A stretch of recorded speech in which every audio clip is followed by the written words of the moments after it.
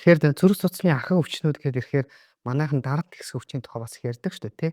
Тэгээ хүмүүс маань дээд даралт, доод даралт гэж их ярьдаг.